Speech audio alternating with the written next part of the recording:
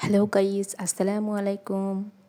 সকলের কি অবস্থা? আশা করি সকলে অনেক ভালো আছেন।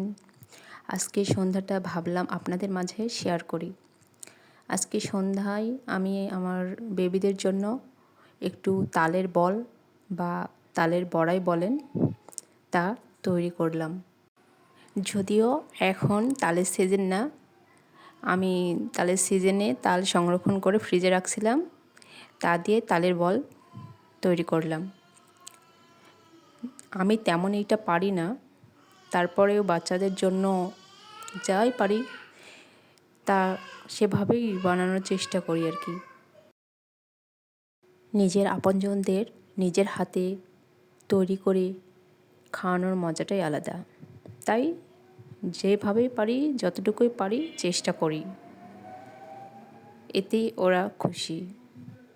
ওরা একটু মিষ্টি জিনিস খাইতে পছন্দ করে, যার কারণে চিনি, আটা, তাল দিয়ে এই তাল বল বানানো। এইটা দেখতেও যেমন সুন্দর, ঠিক খাইতেও ততটাই টেস্টিফুল। আপনারাও ট্রাই করতে পারেন। তো আজকের মতো ভিডিওটুকু এতটুকুই। আল্লাহ হাফেজ।